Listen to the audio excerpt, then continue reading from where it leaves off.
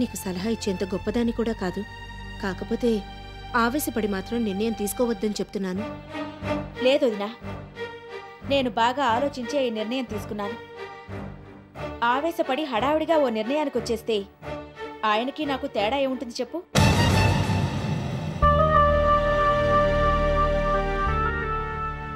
ఒకసారి ఆంటీతో కూడా మాట్లాడి ఈ విషయంలో ఎవరిని సంప్రదించనవసరం లేదు. ఎందుకంటే సరైన నిర్ణయం నేను మాత్రమే తీసుకోగలను.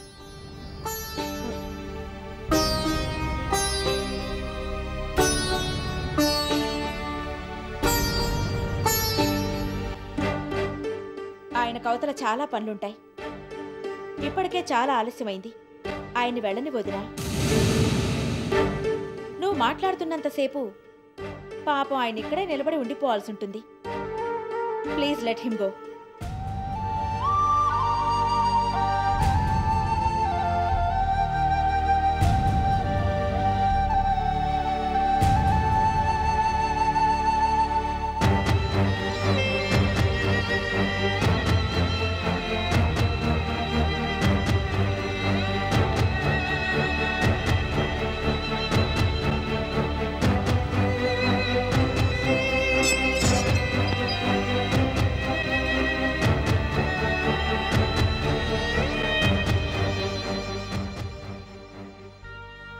I'm sorry.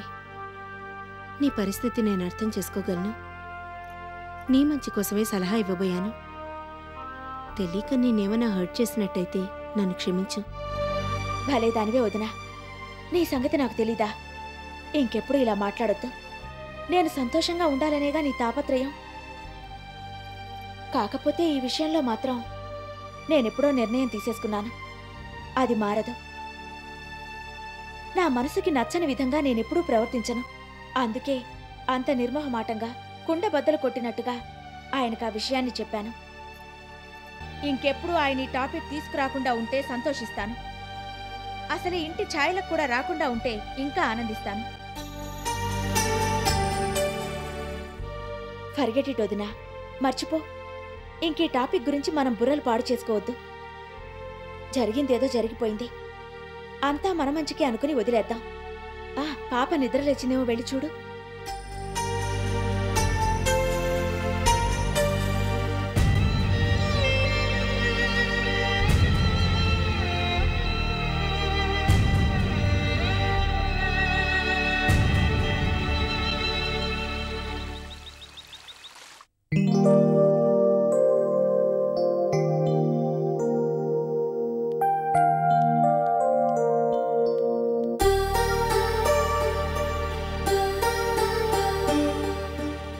ఏరా, నేను విన్నది నిజమేనా?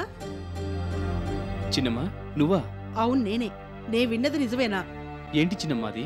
నువ్వేదో వేరే వ్యాపారం పెట్టుకోవాలనుకుంటున్నావంట కదా. మోహన్ చెప్పాడు. ఇక నుంచి నువ్వు ఆఫీస్కి రావని, నీ సొంత బిజినెస్ ఏదో నువ్వు పెట్టుకోబోతున్నావని అన్నాడు. నిజమేనా? నిజమే చిన్నమ్మా. ఏరా, మేము నిన్నేమన్నా ఇబ్బంది పెట్టామా? నీకేమన్నా కష్టం కలిగించావా? లేదా నువ్విక్కడ ఉండడానికి వీల్లేదు, నువ్వు వేరే పని చూసుకో అన్నావా? ఎందుకు ఇలా చేస్తున్నావు?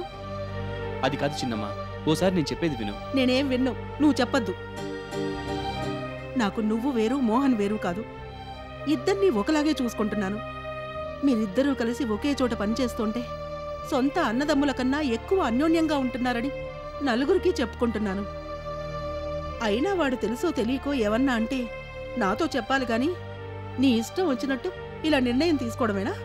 నేను చెప్పేది వినువేంటి? నన్నెవరేమీ అనలేదు. మోహన్తో నాకే గొడవ రాలేదు. దయచేసి అలా అనుకోవద్దు. మరెలా అనుకోమంటావు? ఈ నిర్ణయం ఎందుకు తీసుకున్నావు? నువ్వు కాస్త శాంతిస్తే నేను చెప్పగలుగుతాను. నేను శాంతంగానే ఉన్నాను. నువ్వు చెప్పదలుచుకున్నదేంటో అర్థమయ్యేలా చెప్పు. ఏం లేదు చిన్నమ్మా, మీరు నన్ను ఎంతో బాగా చూశారు. మా కుటుంబం మొత్తానికి చాలా సాయం చేశారు. నిజంగా మీ రుణం ఎప్పటికీ తీర్చుకోలేను. కాకపోతే నాకు వేరే బిజినెస్ చేయాలన్న ఆలోచన ఎప్పటినుంచో ఉంది. ఇంతకాలంగా కుదరలేదు. ఇప్పుడు అవకాశం వచ్చింది. అంత మాత్రం చేత నేను మీతో గొడవపడి విడిపోయినట్టు కాదు కదా. నాకు చాలా ఇంట్రెస్ట్ ఉన్న లైన్లో నేను బిజినెస్ చేయబోతున్నాను. ఏం ఇంట్రెస్టు? అదేదో మనమే పెట్టుకోకూడదా? మోహన్తో నేను మాట్లాడతా. వద్దు చిన్నమ్మా, తనతో నేను మాట్లాడలేక కాదు. తను ఇప్పటికే 1,00,000 పనులతో బిజీగా ఉంటున్నాడు. పైగా ఇది తనకంతగా ఇంట్రెస్ట్ లేని లైన్. నాకు ఇష్టమని చెప్పి తనని ఇబ్బంది పెట్టడం నాకు నచ్చదు. అందుకే ఈ నిర్ణయం తీసుకున్నాను. ఇంతకు మించి ఇంకేం లేదు. నువ్వేదేదో ఊహించుకొని హైరాణ పడొద్దు. నేనెప్పటికీ మీ వాణ్ణే. ఇంతకుముందు ఎలా అయితే ఇక్కడికి వస్తూ పోతున్నానో ఇక ముందు కూడా అలాగే చేస్తూ ఉంటాను. నువ్వు ఇంకేం ఆలోచించొద్దు. అది కాదురా, కాస్త నేను చెప్పేది వింటావా? నువ్వేమనుకోనంటే నేను ఒక మాట చెప్తాను. ఏంటది? ఈ ఒక్కసారికి నువ్వు నా మాట వినాలి. ఇంతకాలంగా నువ్వేది చెప్తే అది చేస్తూ వచ్చాను. చాలా రోజుల నుంచి దీని గురించి ఆలోచిస్తున్నాను. బాగా ప్లాన్ చేసి ఈ బిజినెస్ సెటప్ చేయబోతున్నాను. ఇప్పుడు నువ్వు కాదంటే నేను చాలా డిసప్పాయింట్ అవుతాను. నన్ను అర్థం చేసుకో. ఈ ఒక్కసారికి నా మాట విను.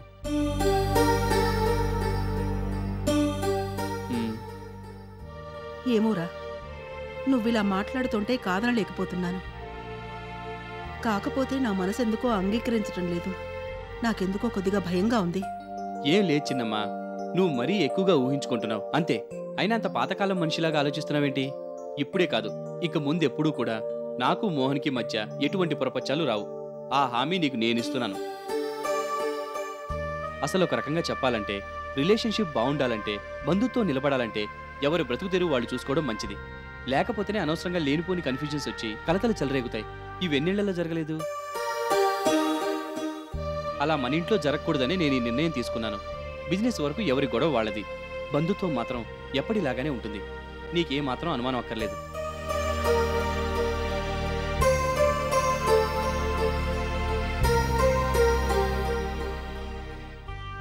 సరే, నువ్వింతగా చెప్తుంటే నేను కాదని ఎలా అంటాను?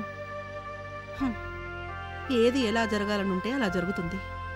పెద్దవాళ్ళం, మా చాదస్తాలేవో మాకుంటాయి. మేము వద్దన్నంత మాత్రాన మా పిల్లలు మా మాట వినరు కదా. వాళ్ళని ఇబ్బంది పెట్టడం మాకు ఇష్టం ఉండదు. అలాగే నీ ఇష్టం. నువ్వెలాగో మీ అమ్మతో ఈ విషయం మాట్లాడే ఉంటావు కదా. మాట్లాడాను. ఇప్పుడేంటి? ఎప్పుడో మాట్లాడాను. నీకెలా ఇష్టమైతే అలా చెయ్యి. చిన్నమ్మకో మాట చెప్పి చెయ్యనంది. సరే అయితే నేను అక్కతో మాట్లాడతానులే. థ్యాంక్స్ చిన్నమ్మా, థ్యాంక్స్ అలాట్. నీతో ఈ విషయం ఎలా చెప్పాలా, నిన్నెలా ఒప్పించాలని చాలా టెన్షన్ పడిపోతున్నాను. నువ్వింత తేలిగ్గా ఒప్పుకుంటావని అనుకోలేదు. Thanks a lot. ఇప్పుడు నాకెంత రిలీఫ్గా ఉందో తెలుసా? ఏం చేస్తాను? ఒప్పుకోక చేస్తానా? నువ్వు గట్టిగా చెప్తే కాదనలేకపోయాను. నాకు మాత్రం ఇది కాస్త మింగుడుపడని విషయమే. ఇప్పుడు అలాగే ఉంటుంది. తర్వాత నువ్వే అర్థం చేసుకుంటావు. సర్లే, కిందంతా భోజనానికి కూర్చున్నారు. నువ్వు కూడా రా. నేను బయట తినేసొచ్చా చిన్నమ్మా. అలానే చెప్పావుట. అయినా పర్వాలేదు. ఏదో కంపెనీ కోసం మాతో పాటు కూర్చుని ఓ 4 ముద్దలు తిందువుగనరా. సరే చిన్నమ్మా.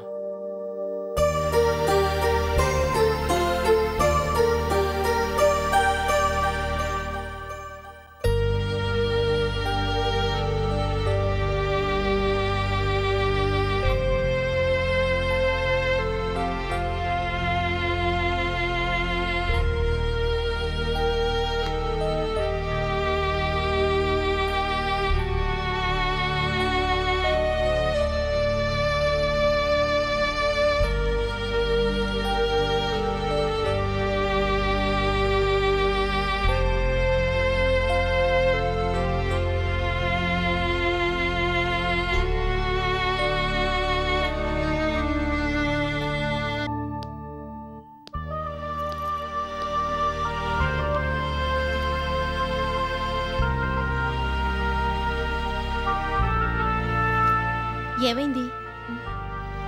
సెలెక్ట్ అయ్యావా?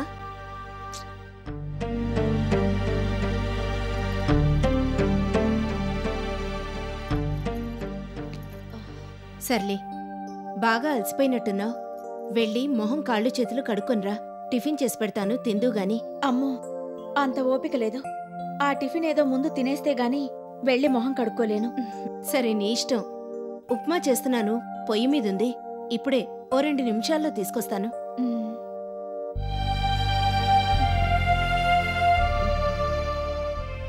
ఏంటమ్మా అలా ఉన్నావు? ఒంట్లో బాలేదా? కాదమ్మా, బయట ఎండలు మండిపోతున్నాయి. ఆ బస్సు కూడా వెంటనే దొరకలేదు. దాంతో ఇలా అయిపోయాను. ఇంకెన్నాళ్ళని ఇలా ఉద్యోగం కోసం వెతుకుతూ కూర్చుంటావు? నీకంటూ ఓ జీవితం ఉండాలి కదా.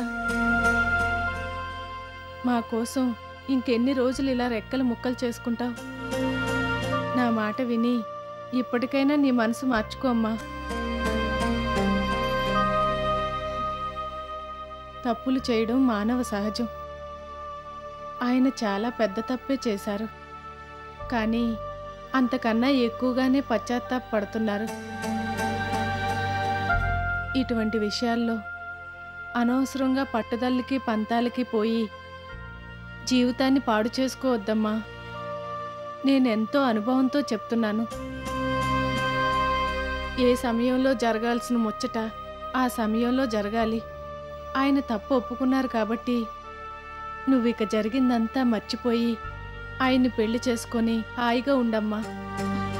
మేమంతా కోరుకుంటున్నది అదే. మళ్ళీ అదే మాట. నేను నీకు కనిపిస్తే చాలు ఇదే దండకం మొదలు పెడుతున్నావు. నేను నీకెన్నిసార్లు చెప్పాను బాగా ఆలోచించి ఆ నిర్ణయం తీసుకున్నానని? నేను నీకన్నా ఎక్కువగా ఆలోచించి నా అనుభవం అంతా రంగరించి నీకు ఈ విషయం చెప్తున్నాను. మా బతికేదో మేం బతుకుతాం. దాత్రి ఎలాగూ కష్టపడి సంపాదిస్తోంది. ఉంటే తింటాం, లేకపోతే పస్తులుంటాం. మా కోసమని నువ్వెందుకిలా అయిపోవాలి? మా దురదృష్టం మాకెలాగూ ఉంది. మా కోసమని నువ్వు కూడా ఇలా అయిపోవడం మాకెంత బాధ కలిగిస్తోంది. నువ్వు అర్థం చేసుకోకపోతే ఎలాగూ? నేను నీకోసం ఏమీ చేయలేకపోయాను. ఎప్పటినుంచో నువ్వు మా కోసం కష్టపడుతున్నావు. మధ్యతరగతి బతుకులో పట్టాను గట్టెక్కవు. మా కోసమని నువ్వు ఈ విష వలయంలో చిక్కుకోవడం నాకేమాత్రం ఇష్టం లేదు. నా మాట వినమ్మా. ఈ తల్లి మనసును అర్థం చేసుకో. నాకు ఓపిక ఉన్నప్పుడే మీ ఇద్దరు పెళ్లి చూడాలని ఉంది. ఆ తర్వాత మీరు చిలక గోరింకల్లాగా కాపురం చేసుకుంటుంటే చూసి సంతోషించాలని నా ఆశ. అసలు నేనింకా ఎన్నాళ్ళు బతుకుతానో ఏమో.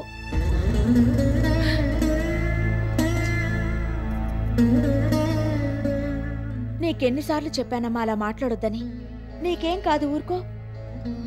ఒంట్లో ఓపిక లేకపోతే ఇలాంటి ఆలోచనలే వస్తూ ఉంటాయి. అయినా 24 గంటలు ఇదే ఆలోచన, వేరే ఆలోచన రాదా నీకు? ఈ వయసులో నాకింకే ఆలోచనలు వస్తాయమ్మా.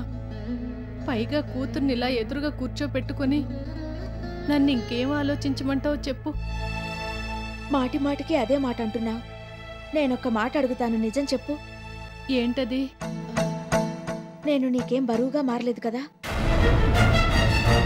సుప్రతీక! అవునమ్మా. నేను ఈ ఇంట్లో ఉండటం మీకు ఇబ్బందిగా ఉందా? ఏంటి ఆ మాటలు? నేనెందుకు ఇలా మాట్లాడుతున్నాను అర్థం చేసుకోవేంటి?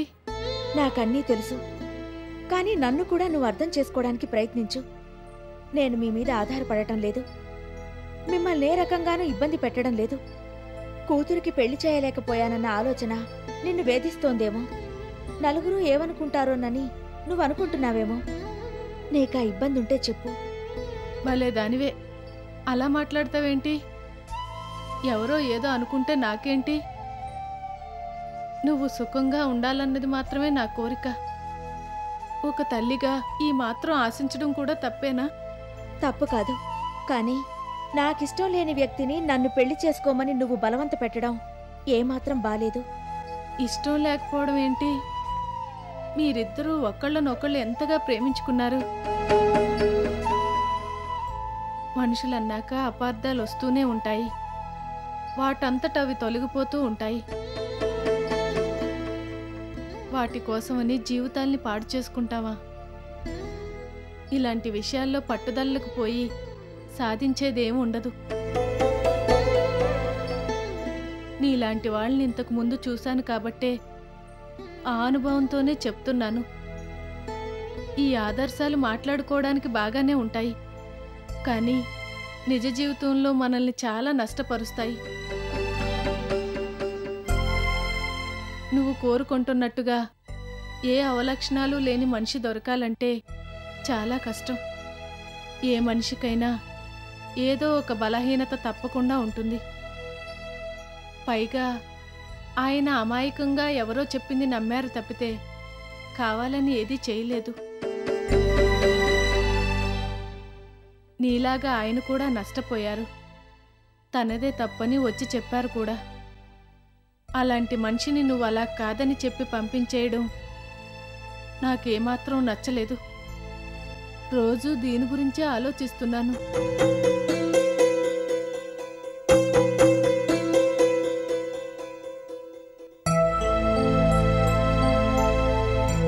ఏంటి దేని గురించి సీరియస్గా మాట్లాడుకుంటున్నారు? ఇంకే ఉంటుంది, నీకు తెలుసు కదా, అమ్మకి 24 గంటలు ఇదే ఆలోచన. నా మనసుకైన గాయాన్ని అర్థం చేసుకోలేకపోతోంది. చేతికి గాయం అయిందని చేతినే నరికేసుకోవాలన్నట్టుంది నువ్వు చెప్పేది. అమ్మా ప్లీజ్, ఇప్పటికే ఈ విషయం గురించి చాలా ఆర్గ్యూ చేసుకున్నాం.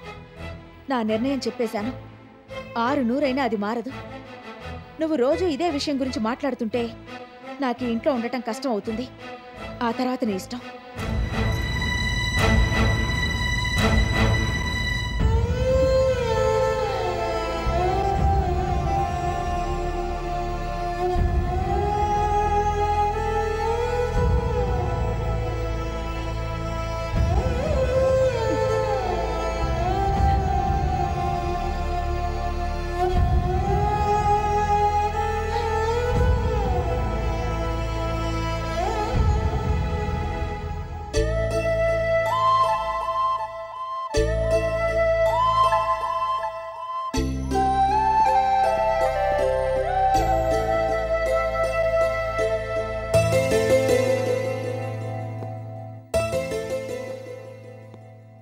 మీరు అలా ఒంటరిగా కూర్చొని దిగులు పడొద్దని మీకు ఎన్నోసార్లు చెప్పాను.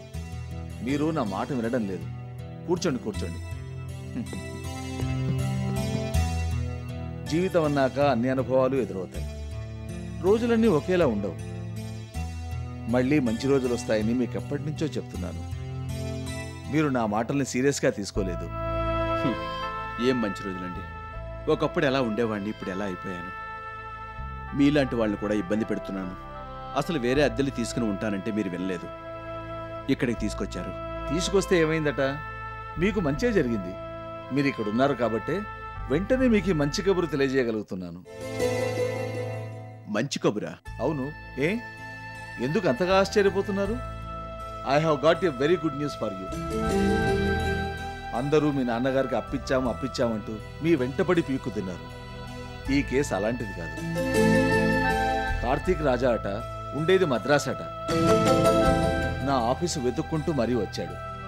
మీ వ్యవహారాలన్నీ నేను చూస్తున్నానని తెలుసుకున్నాడట. 6 ఏళ్ల క్రితం నాగభూషణ్ గారి దగ్గర 25 లక్షలు అప్పుగా తీసుకున్నాడట. అప్పట్లో తిరిగి ఇచ్చేస్తానంటే ఉండని తర్వాత చూద్దామని నాన్నగారు అనేవారట. వీళ్ళ నాన్నగారంటే నాగభూషణ్ గారికి చాలా అభిమానం అట. బతికి చితికిన కుటుంబం అని ఈ డబ్బు అడగంగానే అందజేశారట. అందుకే ఎప్పటికప్పుడు తిరిగి ఇచ్చేస్తానంటున్నా నువ్వు బాగా సెటిల్ అయ్యాక తీసుకుంటానులే అనేవారట. ఇతని మధ్య అమెరికాకి వెళ్ళి మొన్నే తిరిగి వచ్చాడట. వచ్చిన తర్వాత జరిగిందంతా తెలుసుకొని చాలా బాధపడ్డాడట. మీ గురించి ఆరా తీస్తే ఎవరూ చెప్పలేకపోయారట. నా గురించి విని ఆఫీసుకు వచ్చాడు. వడ్డీతో సహా ఈ డబ్బును మీకు ఇవ్వమన్నాడు. ఏంటి అలా చూస్తున్నారు? నమ్మబుద్ధి కావడం లేదా? బ్రీఫ్ కేసు తెరిస్తే నిజమని మీకే తెలుస్తుంది. అంతకు ముందు లోన్ తీసుకున్నప్పుడు మీ నాన్నగారికి రాసిచ్చిన పత్రం, మిగతా వివరాలన్నీ బ్రీఫ్ కేసులో ఉన్నాయి. మిమ్మల్ని రేపు ఇంటికొచ్చి పర్సనల్గా కలిసి వెళ్తానన్నాడు. ఈలోగా ఈ డబ్బును మీకు అందజేసి విషయం చెప్పమన్నాడు. మీకు ఇంకే సహాయం కావాలన్నా చేసి పెడతానంటున్నాడు.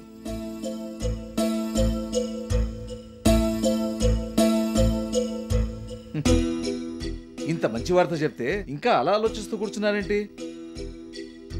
మీకు మళ్ళీ మంచి టైం వచ్చేసింది. నేను చెప్పలేదు కొంతకాలం ఓపిక పడితే మళ్ళీ అంతా దారిన పడుతుందని? ఇప్పుడు అదే జరగబోతోంది. ఇంకా మీరు దేని గురించి వర్రీ అవ్వనక్కర్లేదు. మీరు తీర్చాల్సిన అప్పులు కూడా ఇంకేమీ లేవు. ఈ రోజుల్లో కూడా ఇంకా ఇలాంటి వాళ్ళు ఉన్నారంటే నమ్మబుద్ధి కావడం లేదు. నాన్నగారు పోయారని తెలుసుకొని మనల్ని వెతుక్కుంటూ ఇంత దూరం వచ్చి ఈ డబ్బు మనకి భద్రంగా అప్పగిస్తున్నారంటే really is a great man. ఆయన్ని కలుసుకోవడం నా అదృష్టంగా భావిస్తున్నాను. రేపు ఇక్కడికే వస్తానన్నాడు. మీకు ఇంకే హెల్ప్ కావాలన్నా నిర్మోహమాటంగా అడగండి, తప్పేం లేదు. అంతకుముందు నాగభూషణ్ గారి వల్ల చాలా లాభపడ్డాడు. మీరు ఏం కావాలన్నా చేసి పెడతాడు. అతని మాట తీరు ప్రవర్తన చూస్తే నాకు అలాగే అనిపించింది. ఇదే చాలా గొప్ప సాయం. ఆయన తిరిగిచ్చిన డబ్బు ఎంతన్నది ముఖ్యం కాదు. ప్రస్తుత పరిస్థితుల్లో ఆయన నాకు అందించిన అండదండ చాలా గొప్పవి. ఈ డబ్బుతో మళ్ళీ ఏదన్నా చిన్న బిజినెస్ మొదలు పెడతాను. ఆయన ఆశీస్సులుంటే చాలు, నాకు ఇంకేం అక్కర్లేదు. అయితే రేపు మీరు అతను ఏమీ అడగరా? ఎందుకండి, ఇంత గొప్ప మనిషితో మంచి సంబంధాలు కంటిన్యూ అవ్వాలంటే ఇంకెటువంటి సహాయం తీసుకోకపోవడమే మంచిది. ఆయన ఇచ్చిన డబ్బు చాలు. ఆ డబ్బుతోనే స్లోగా బిజినెస్ డెవలప్ చేస్తాను.